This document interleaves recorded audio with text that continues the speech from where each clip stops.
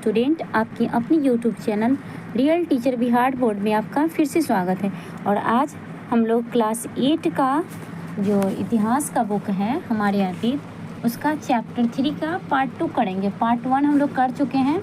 Chapter का नाम था ग्रामीण क्षेत्रों पर शासन चलाना। यहाँ देख लीजिए, हम लोग पार्ट 1 में इसमें कर चुके हैं। अस्थाई व्यवस्था, रैयतवाड़ी व्यवस्था क्या था, महलवाड़ी व्यवस्था, इन सारी चीज़ों के बारे में हम लोग पढ़ चुके हैं। बहुत देखिए, चैप्टर 3 है तो चैप्टर 3 का हम पार्ट 1 कर चुके हैं इसके पहले वाले वीडियो में। आज हम लोग इसका पार्ट 2 करेंगे। पार्ट 2 में बच गया था हम लोग का, यहाँ से शुरू करना था भारतीय नील की मांग, मतलब कि भारतीय नील की क्यों मांग थी। तो चलिए इसको देखते हैं कि क्यों मांग था। तो नील का पौधा जो था मुख्य रूप से उष्णकटिबंधीय इलाकों में ही उगता है और 13वीं सदी तक इटली, फ्रांस, ब्रिटेन के कपड़ा उत्पादक कपड़े की रंगाई के लिए क्या करते थे, भारतीय नील का इस्तेमाल करते थे। भारतीय नील का इस्तेमाल करते थे, इसलिए नील का मांग थी। उस समय भारतीय नील की बहुत थोड़ी मात्रा ही यूरोपीय बाजारों में पहुंचती थी और उसकी कीमत भी बहुत ऊंची रहती थी।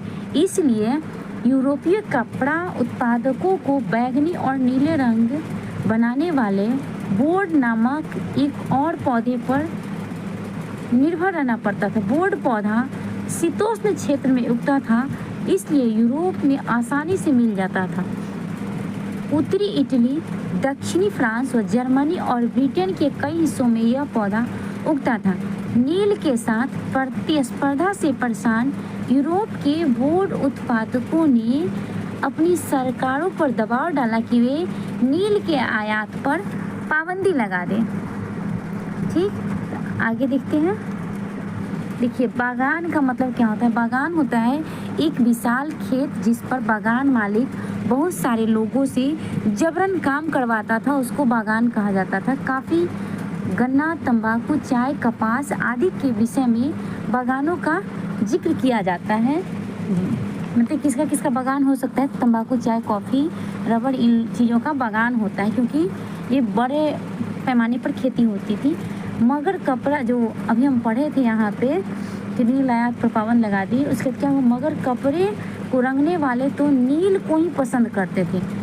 बोर्ड उत्पादक कह दिया कि नहीं भाई, आप नील मत मंगवाइए भारत से, लेकिन जो कपड़े रंगने वाले थे उनको नील ही पसंद थे। नील से बहुत चमकदार नीला रंग मिलता था, जबकि बोर्ड से मिलने वाला रंग बेजान और फीका होता था।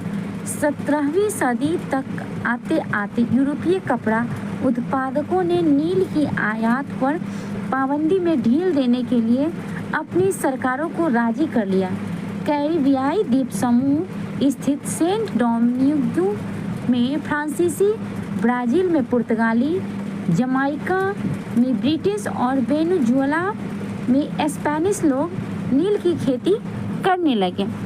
उत्तरी अमेरिका के भी बहुत सारे भागों में नील बागान सामने आए। 18वीं सदी के आखिरी तक भारतीय नील की मांग और बढ़ गई। ब्रिटेन में औद्योगिकरण शुरू हो चुका था, उसके कपास उत्पादन में भी भारी इजाफा हुआ। अब कपड़ों की रंगाई की मांग और तेज़ी से बढ़ने लगी। जब नील की मांग बढ़ी, उसी दौरान वेस्ट इंडीज और अमेरिका से मिलने वाली आपूर्ति अनेक कारणों से बंद हो गई। 1783 से 1789 के बीच दुनिया का जो नील उत्पादन है वो आधा रह गया। ठीक, अब नील उत्पादन जो था कितना रह गया, आधा रह गया।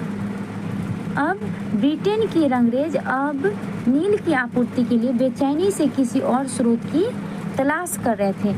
यह नील कहाँ से मिल सकता था। ठीक, तो भारत में ब्रिटेन की बढ़ती दिलचस्पी। अब ब्रिटेन का कहाँ दिलचस्पी बढ़ा, भारत। यूरोप में नील की बढ़ती मांग को देखते हुए ईस्ट इंडिया कंपनी ने भारत में नील की खेती बढ़ाने की रास्ते ढूंढने लगी। 18वीं सदी से ही बंगाल में नील की खेती तेजी से फैलने लगी थी। बंगाल में पैदा होने वाला नील दुनिया के बाजारों पर छा गया था। 1788 में ब्रिटेन द्वारा आयात किए गए नील में भारतीय नील का हिस्सा केवल 30% था। 1810 में ब्रिटेन द्वारा आयात कई नील में भारतीय नील का हिस्सा 95% हो चुका था। देखिए कितना बड़ा अंतर हो गया। जैसे जैसे नील का व्यापार फैला, कंपनी के अफसर और व्यावसायिक एजेंट नील के उत्पादन में पैसा लगाने लगे। समय बीतने के साथ कंपनी के बहुत सारे अधिकारी नील के अपने कारोबार पर ध्यान देने लगे और अपनी नौकरियां छोड़ दी और भारी मुनाफे की उम्मीद में स्कॉटलैंड और इंग्लैंड के बहुत सारे लोग भारत आ गए और उन्होंने नील का बागान लगा लिए। जिनके पास नील की पैदावार के लिए पैसा नहीं था, उन्हें कंपनी और नए नए कर्ज देने को तैयार रहते थे। नील की खेती कैसे होती थी? तो देखिए इसके दो तरीके थे। एक यहाँ चित्र दिया गया था, पहले आपको देख लेते हैं चित्र। ये चित्र है सेंट डोमिंगो में गुलामों की बगावत, अगस्त 1791, जनवरी स्कूद होल्दस्की का चित्र है ये।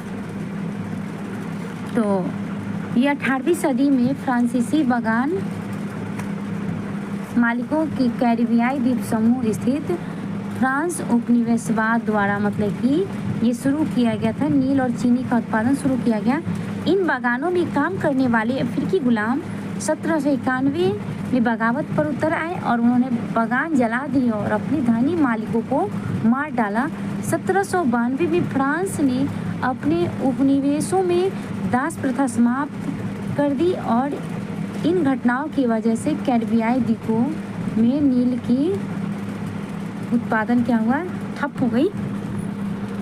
अब देखिए एक चीज़ हम लोग को देखना है कि नील की खेती कैसे होती थी और मतलब कि देखते हैं। तो नील की खेती के दो तरीके थे मुख्य, एक नीज और एक रैयती। रैयती माने होते किसान, नीज माने अपना। नीज की खेती व्यवस्था में बागान मालिक खुद अपनी ज़मीन में नील का उत्पादन करते थे या तो वो ज़मीन खरीद लेते थे या दूसरे ज़मींदारों से ज़मीन भाड़े पर लेते थे और मजदूरों से काम पर लगाकर नील की खेती करवाते थे। नीज खेती की क्या समस्याएं थी? तो नीज खेती में बागान मालिकों को क्षेत्रफल फैलाने में मुश्किल आ रहा था। नील की खेती केवल उपजाऊ ज़मीन पर की जा सकती थी। ऐसी ज़मीन पर आबादी पहले से ही बहुत ज़्यादा थी। यहाँ वहाँ छोटे मोटे खेत ही उनके हाथ लग पाते थे। नील की खेती करने के लिए उन्होंने बड़े बड़े भूखंडों की ज़रूरत थी। इस तरह की ज़मीनें उन्हें कहाँ से मिल सकती थी? उन्होंने नील की फैक्ट्री के इर्द गिर्द पट्टे पर ज़मीन लेने का प्रयास किया और वहाँ के किसानों को हटवा दिया।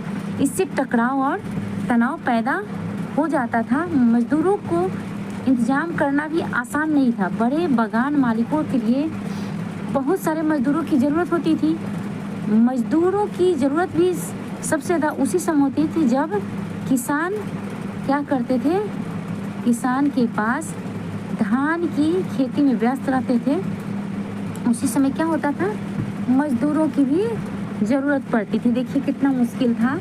गुलाम किसको कहते हैं? ऐसा व्यक्ति जो किसी दास स्वामी की संपत्ति होता है। मैंने गुलाम के पास कोई आज़ादी नहीं होती, उसे अपने मालिक के लिए काम करना होता है। जो मालिक कहेगा उसको करना पड़ता है। आगे चलते हैं हम लोग। तो आगे क्या है, बड़े पैमाने पर नील की खेती जो है, बड़े पैमाने पर नील की खेती, बहुत सारे हल बैलों की भी जरूरत पड़ेगी। ज़्यादा खेती करने के लिए ज़्यादा हल बैल, अभी वाला वो ट्रैक्टर तो था नहीं उस समय, हल बैल ही। 1 बीघा नील की खेती के लिए 2 हल चाहिए होते थे। इसका मतलब यह था कि अगर किसी बागान मालिक के पास 1000 बीघा ज़मीन है तो उसे 2000 हलों की ज़रूरत पड़ती। हलों को खरीदना, उनका रख रखाव एक बड़ी समस्या थी। किसान से भी हल नहीं मिल सकते थे, उन्हें अपने लिए ही इनकी ज़रूरत होती थी। जिस समय नील उत्पादक को ज़रूरत होती थी उसी समय किसान को हल बैल, चावल की खेतों में मतलब धान की खेती का भी वही टाइम था। 19वीं सदी के आखिरी तक बागान मालिक नीज खेती का क्षेत्र फैलाने में हिचकिचाते थे। इस व्यवस्था के तहत नील की पैदावार वाली 25% से कम ज़मीन आती थी। बाकी ज़मीन रैयती व्यवस्था के अंतर्गत। देखिए 2 तरह की व्यवस्था थी। बिगहा किसको कहा जाता है? बिगहा होता है ज़मीन की एक माप है बिगहा, अभी भी आप लोग को पता है होता है। ब्रिटिश शासन से पहले बिगहे का आकार अलग अलग होता था। बंगाल में अंग्रेजों ने इसका क्षेत्रफल करीब 1/3 एकड़ तय कर दिया था। अब चलते हैं रैयत की ज़मीन पर नील की खेती कैसे होता था उसको देखते हैं। तो देखिए, रैयती व्यवस्था के तहत बागान मालिक रैयतों के साथ एक अनुबंध में सट्टा करते थे। कई बार वे गांव के मुखियाओं को भी रैयतों की तरह समझौता करने के लिए बाध्य कर देते थे। जो अनुबंध पर दस्तखत कर देते थे उन्हें नील उगाने के लिए कम ब्याज दर पर बागान मालिकों से नगद कर्जा मिल जाता था। कर्जा लेने वाले रैयत को अपनी कम से कम 25% ज़मीन पर नील की खेती करनी होती थी। बागान मालिक बीज और उपकरण मुहैया कराते थे, जबकि मिट्टी को तैयार करने के लिए, बीज बोने के लिए, फसल की देखभाल करने का जिम्मा सब काश्तकारों के ऊपर होता था। जब कटाई के बाद फसल बागान मालिक को सौंप दी जाती थी तो रैयत को फिर से नया कर्जा मिल जाता था और यही चक्र बार बार चलता रहता था। 19वीं सदी का ये चित्र देखिए आप, यह है चित्र किस चीज़ का? बंगाल के मजदूर जो है बेचारे, देखिए नील की खेती करते हुए, ये चित्र है। अधिकांश पुरुष ही करते थे नील की खेती। ये चित्र कैसे काट रहे हैं, बहुत नील की खेती करने से ज़मीन, देखिए खेतों से फैक्ट्री में लाए जा रहे हैं नील के गट्ठर। देखिए कैसे ढो ढो के फैक्ट्री तक नील के गट्ठर को ले जाया जाता था। नील का उत्पादन कैसे होता था उसका ये चित्र है। किन्वन हौदे हैं, देख लीजिए, ये विक्टर वाट है। चित्र में एक कारखाना है जो विलियम सिम्पसन द्वारा चित्र बनाया है। नील के खेतों के पास ही स्थित रहता था, तो इसमें मजदूरी भी कम लगेगा, सामान ढोने में भी आसान होगा, कच्चा माल भी आसानी से पर्याप्त मात्रा में मिल जाएगा, इससे नज़दीक होता था। ये देखिए नील जो फैक्ट्री है, कारखाना, उसका चित्र है। अब नील गांव आमतौर पर बागान मालिक की फैक्ट्रियों के आसपास होते। नील का जो बोले कहे ना कि फैक्ट्री के आसपास होता था। कटाई के बाद नील के पौधे को कारखाने में स्थित बैट्स हौद में पहुंचा दिया जाता था। रंग बनाने के लिए 3-4 कुंडों की ज़रूरत पड़ती थी। देखिए हैं पहले चित्र में, प्रत्येक हौद का काम अलग था। नील के पौधों से पत्तियों को तोड़कर पहले कुंड के गर्म पानी में कई घंटों तक डुबोया जाता था।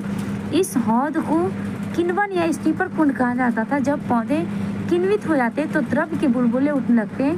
अब सड़ी हुई पत्तियों को निकाल दिया जाता था और द्रव को एक और हौद में छान दिया जाता था। दूसरा हौद पहले हौद के ठीक नीचे होता था। दूसरे हौद जो विक्टर वाट होता था में इस घोल को लगातार हिलाया जाता था और पैडलों से खंगाला जाता था। जब यह द्रव हरा और उसके बाद नीला हो जाता था तो उसे चूने का पानी डाला जाता। धीरे धीरे नील की पपड़ियाँ नीचे जम जाती थी और ऊपर साफ द्रव्य निकल जाता था। द्रव्य को छान कर अलग कर लिया जाता था और नीचे जमी नील की गाद की लुगदी को दूसरे कुंड, निथारण कुंड में डाल दिया जाता था। उसके बाद निचोड़ कर बिक्री के लिए सुखा दिया जाता था। देखिए चित्र किस चीज़ का है। नील के पौधों को हौद तक औरतें ही ढोकर लाती थी। औरत को भी काम दिया जाता था। औरत हौद में घोल हिलाने वाला ये मजदूर है, ये देखिए डंडा सा लिया है, इससे उसको घोल को हिलाता था। एक खड़ा मजदूर पैडल लेके खड़ा है। 8 घंटे से ज़्यादा समय तक कमर भर नील के भरे घोल में खड़ा रहना पड़ता था। देखिए कितना मुश्किल काम था, बताइए उस पानी में 8-8 घंटा आदमी को खड़ा रहना पड़ता था, बहुत दिक्कत था। बाट होता है किण्वन अथवा संग्रहण पात्र होता है। अब यहाँ आप उत्पादन की आखिरी व्यवस्था को देख सकते हैं। देखिए दबाकर सांचों में डाली गई नील की लुगदी को काट कर मजदूर उन पर मोहर लगा रहे हैं। देखिए, और पीछे वाले हिस्से में एक मजदूर उन टुकड़े को सुखाने के लिए ले जा रहे हैं। देख रहे हैं 3 चित्र, एक मोहर मार रहे हैं, एक काट रहे हैं, एक ले जा रहे हैं। तो आगे देखते हैं। जो किसान पहले से कर्जों से बहुत आकर्षित थे, देखिए कुछ किसान तो खुश हुआ, नया नया हुआ ना, सोचा कि चलिए कर्जा मिल रहा है काम करने के लिए ले लेते हैं। तो लेकिन जल्दी उनको समझ में आ जाता है कि ये व्यवस्था कितनी कठोर है। उन्हें नील की जो कीमत मिलती थी बहुत कम था और कर्जा का सिलसिला कभी खत्म ही नहीं होता था। समस्याएं और भी थी। बागान मालिक चाहते थे किसान अपने सबसे बढ़िया खेत में ही नील की खेती करे, लेकिन नील के साथ परेशानी यह थी कि उसकी जड़ें जो होती थी बहुत गहरी होती थी, बहुत लंबी लंबी जड़ें होती थी, तो ज़मीन के ज़्यादा अंदर जाता था और मिट्टी का सारा ताकत क्या होता था, खींच लेता था, जिससे नील की कटाई के बाद वहाँ धान की खेती भी नहीं किया जा सकता था। इस तरह की समस्याएं थी वहाँ। आगे देखते हैं नील विद्रोह कैसे होता है। अब क्या होगा, नील विद्रोह होगा भाई, जब वो हमको पसंद नहीं हुआ तो उसके खिलाफ तो जाएंगे ही, अब क्योंकि अब किसान को समझ में आ गया था। तो अब देखते हैं मार्च 1859 में बंगाल के हजारों रैयतों ने नील की खेती से इनकार कर दिया। तो आपको अच्छे से समझ में आ रहा होगा क्यों इनकार किया, क्योंकि नील की खेती कितना कठोर काम था, किस तरह उसमें कितनी मुश्किलें थी। जब विद्रोह जैसे जैसे फैला, रैयतों ने बगान मालिकों को लगान चुकाने से भी इनकार कर दिया। वे तलवार भाले तीर कमान लेकर नील की फैक्ट्रियों पर हमला करने लगे। औरतें अपने बर्तन लेकर लड़ाइयाँ में कूद पड़ी। औरत भी इसमें शामिल हुई, क्योंकि औरत को भी काम पे लगाया जा रहा था, उनसे भी न ढुलवाया जाता था। बगान मालिकों के लिए काम करने वाला का सामाजिक बहिष्कार कर दिया गया। बगान मालिकों की तरफ से लगान वसूली के लिए आने वाले गुमास्ता एजेंटों की पिटाई की गई। रैयतों ने कसम खा ली, जो किसान थे, कि न नील की खेती के लिए कर्जा लेंगे, न ही बगान मालिकों की लाठी गुंडा से डरेंगे। मतलब हम कर्जा भी नहीं लेंगे और उनका लाठी गुंडा से डर वो नहीं करेंगे। नील के किसान चुप बैठने को तैयार नहीं थे।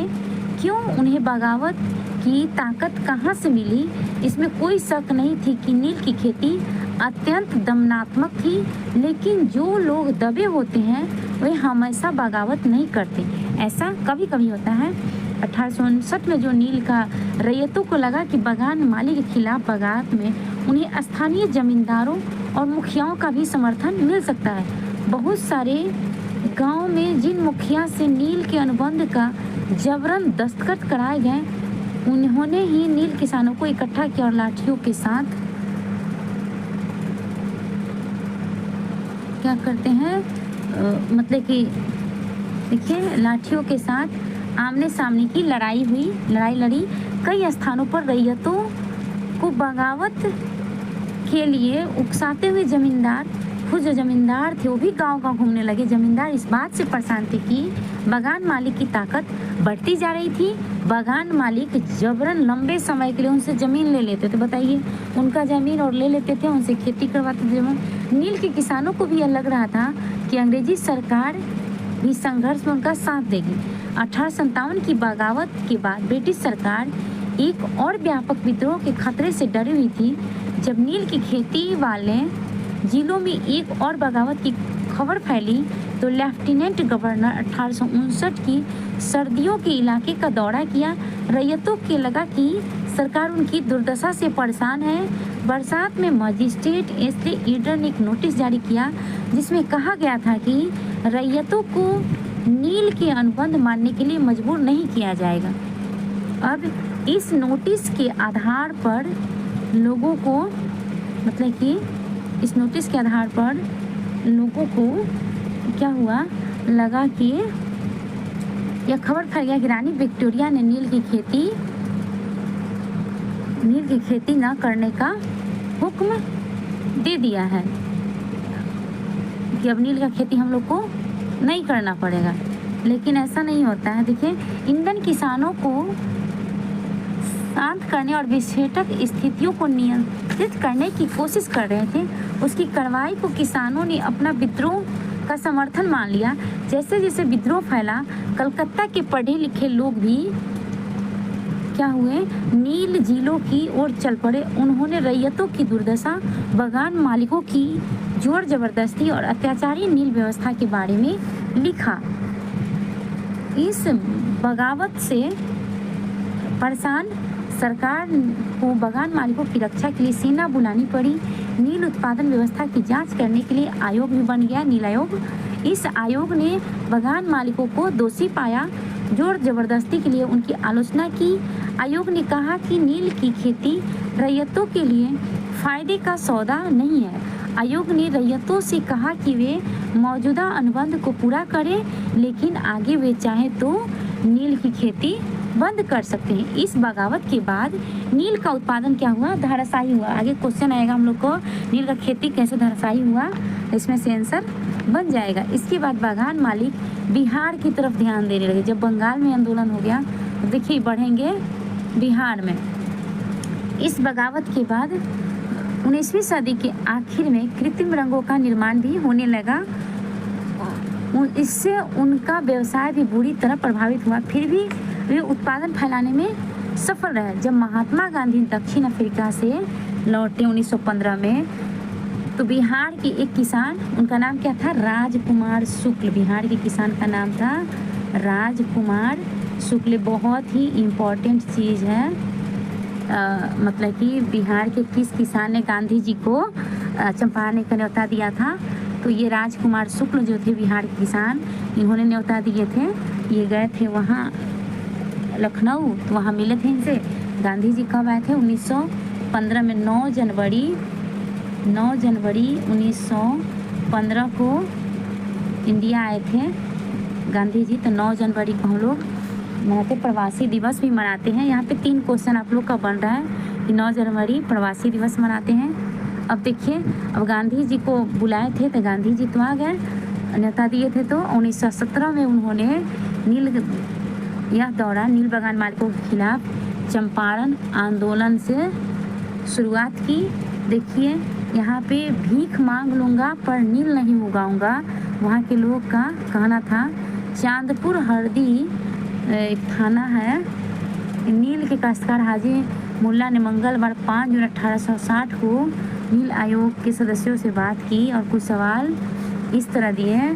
W.S. सीटन का नील आयोग के अध्यक्ष से, क्या अब तुम नील की खेती करने के लिए तैयार हो? अगर नहीं तो किस शर्तों पर खेती करना चाहता था? हाजी मुल्ला कहे, नहीं, नील उगाने के लिए तैयार नहीं हूँ। मुझे नहीं पता कि कोई भी नई शर्तें मुझे संतुष्ट कर सकती है।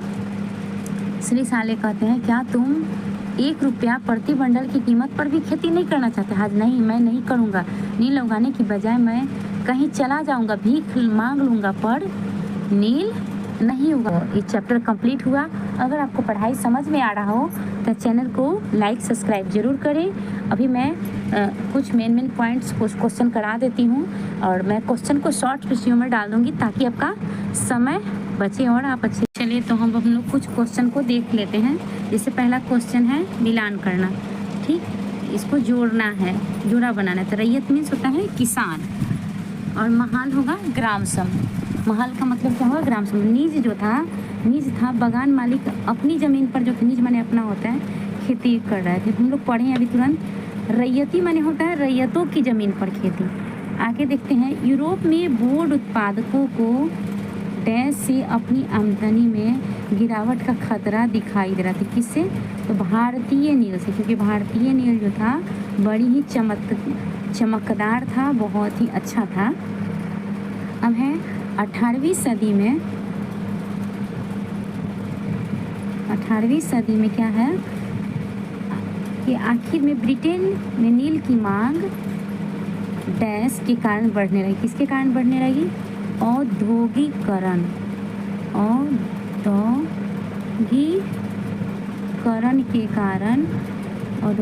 के कारण बढ़ने लगी। ठीक, अब है डैश की खोज ने नील की अंतर्राष्ट्रीय मांग पर बुरा असर पड़ा। तो किसके कारण? तो ये कृत्रिम रंग होगा। इसका मैंने शॉर्ट वीडियो डाल दूंगी ताकि आप लोग को कम समय में अच्छे से सारे क्वेश्चन के आंसर मिल जाएंगे। लेकिन फिलहाल कुछ क्वेश्चन मैं चाह रही हूँ किसी में करा दूँ।